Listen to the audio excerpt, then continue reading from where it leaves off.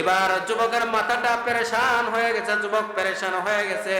হাইরে, আমাকে তো 300 কিলোমিটার দূরে সফর করতে হবে।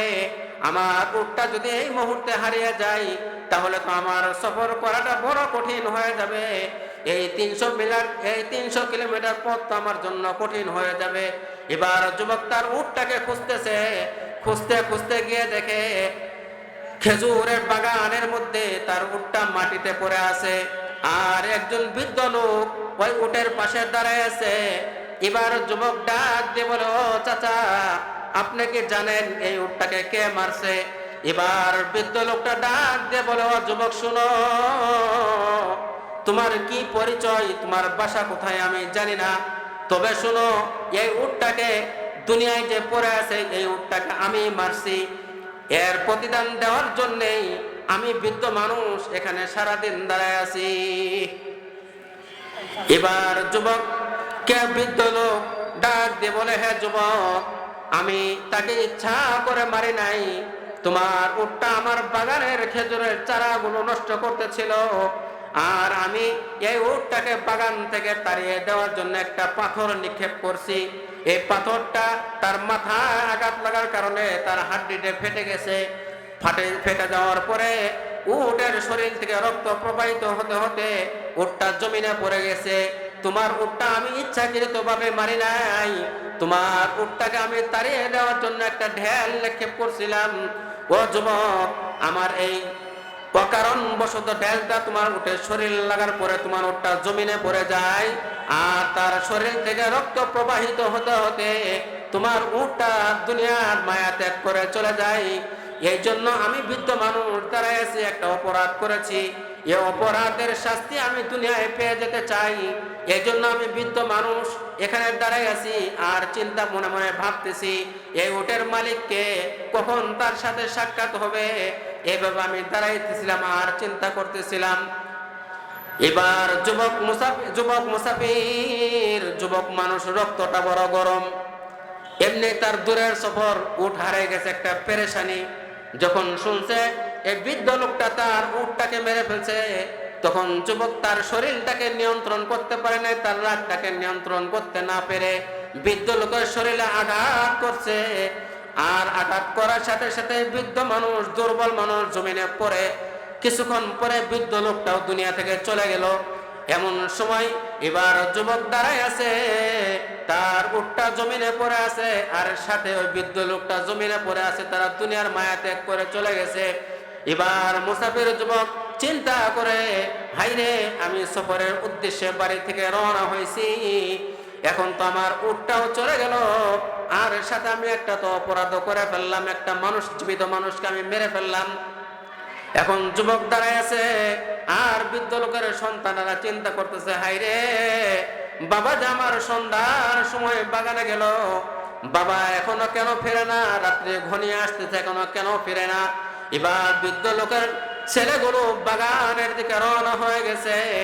বাগানের দিকে রওনা হওয়ার পরে যখন বাগানের কাছে পৌঁছার পরে দেখে একজন যুবক দাঁড়ায় আছে, আর একটা উট জমিনে পড়ে আছে, আর তার পাশে তার পিতাও দুনিয়াতে মায়া ত্যাগ করে জমিনে পড়ে আছে।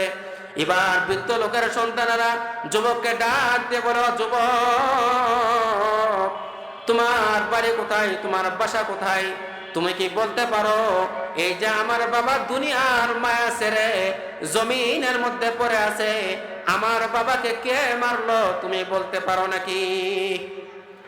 এবার মুসাফির যুবক ডাক দিয়ে বলে, ও ভাইজান, শুনেন, আপনার বাবাকে অন্য কেউ মারে নাই, আমি যুবক এভাবে আপনার বাবাকে মেরে ফেলছি।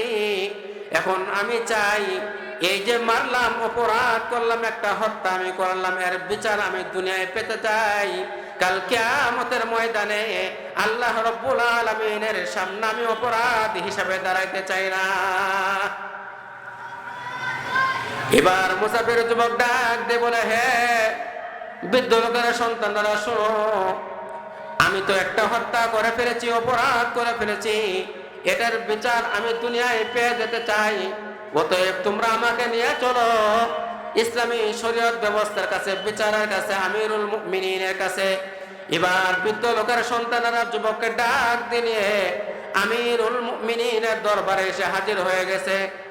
ডাক দিয়ে বলে, আমিরুল মুমিনিন, এই যে যুবক, তার বাসা কোথায়, তার পরিচয় আমরা জানি না, কিন্তু এতটুকু জানি সে আমার বাবাকে হত্যা করছে।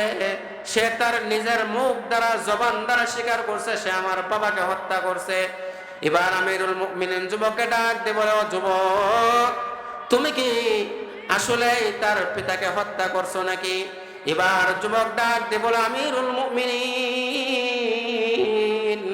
আমি তার বাবাকে হত্যা করছি, সেটা আমি নিজেই স্বীকার।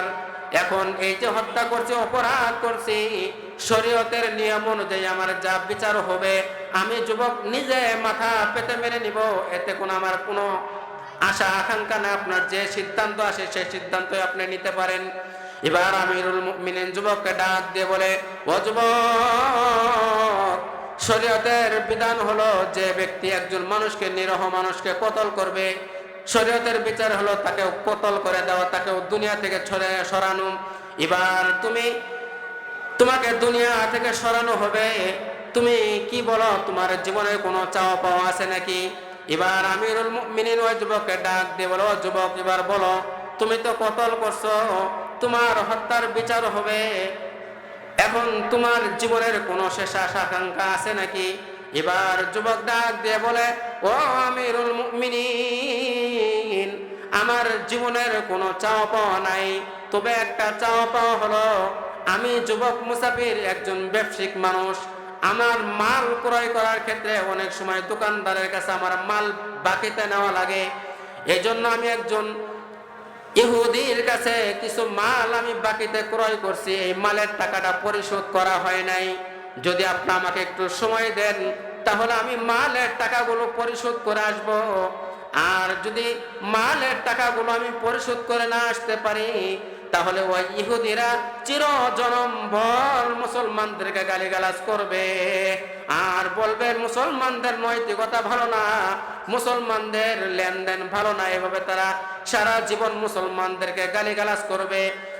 এবার যুবক ডাকতে বলে, আমিরুল মুমিনিন, আমার জীবনে এতটুকুই চাওয়া পাওয়া, এতটুকু সময় আমি আপনার কাছে চাই, যদি আপনি কবুল করেন তাহলে আমি তার টাকাগুলো পরিশোধ করে দিয়ে আসবো। এবার আমিরুল মুমিনিন ডাক দিয়ে বলো, যুবক শুনো, তোমাকে যদি আমি একা ছেড়ে দেই হতে পারে তুমি আর ফিরে নাও আসতে পারো, আর যদি তোমার সাথে দু একজন লোক পাঠাই তাহলে তুমি তাকে ফেরত নাও দিতে পারো, আর যদি তোমার সাথে 20-22 জনের একটা কাফেলা পাঠাই হতে পারে তোমার বাড়িতে মেহমানদারি করার ব্যবস্থা নাও থাকতে পারে। অতএব ও যুবক, এখানেই তুমি তোমার একজন প্রতিনিধি দাঁড় করাও, যে তুমি যদি ফিরে না আসো তাহলে তোমার বিচারের কাঠ গড়াই তাকে দাঁড় করায় দেওয়া হবে। এবার যুবক ডাক দিয়ে বলো, আমিরুল মুমিনিন, এটা তো আমার নিজের এলাকা না, এখানে আমার বাবাও নাই, এখানে আমার ভাই বেরাদারও নাই, আত্মীয় স্বজনও নাই, আমি এদেরকে যতই বলি কেউ তো আমার প্রতিবেশী হিসাবে, আমার প্রতিনিধি হিসাবে দাঁড়াবে না। যদি এখানে আমার বাবা থাকতো তাহলে তো আমি, আমার বদলে আমার বাবা দাঁড়াইতো, আর যদি আমার ভাই থাকতো তাহলে ভাই দাঁড়াইতো। এমন সময় হযরত আবু যর গফারি রাদিয়াল্লাহু তাআলা আনহু দাঁড়ায় গেছে, ডাক দিয়ে বলে, আমিরুল মুমিনিন, যুবককে ছুটি দিয়ে দেন, যুবক যদি আর ফিরে না আসে তাহলে তার বিচার কার্যক্রম আমি আবু যর গফারির উপর আপনি পতিত করবেন, আমি আবু যর গফারির উপর বিচার করবেন। এবার আমিরুল মুমিনিন ওমর রাদিয়াল্লাহু তাআলা আনহু বললেন, হে যুবক, তোমাকে ছুটি দিয়ে দেওয়া হলো, তুমি আরবি মাসের অমুক তারিখে জুমার দিনে তোমার বিচার হবে, তুমি মদিনায় ফিরে আসবে। এ বলে আমিরুল মুমিনিন যুবককে ছুটি দিয়ে দিলেন। এবার যুবক বাড়িতে দিকে রওনা হয়েছে। বাড়িতে গিয়ে ওই ইহুদির বাকি পরিশোধ টাকাগুলো, বাকিকৃত টাকাগুলো পরিশোধ করে সে বাড়িতে আসার পরে তার জীবনের সবচেয়ে শেষ সুন্দর গোসলটা সে নিজের হাতে করছে।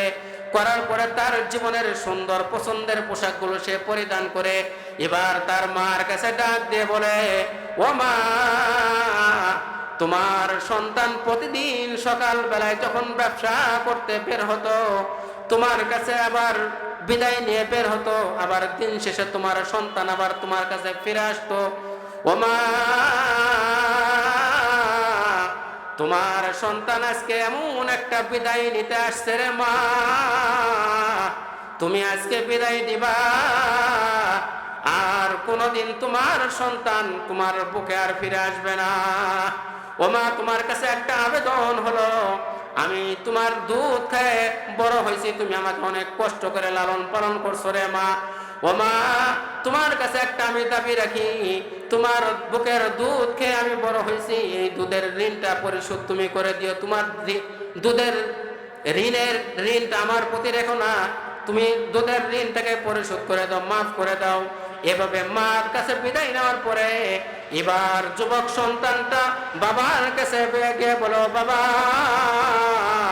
তোমার বুকটা আগায়া দাও, জীবন ভর ছোটবেলা তুমি আমাকে অনেক কোলে নেছো, তোমার বুকে অনেক শুয়ে থাকছি, অনেক আনন্দ উল্লাস তোমার বুকের উপর উঠাইছি।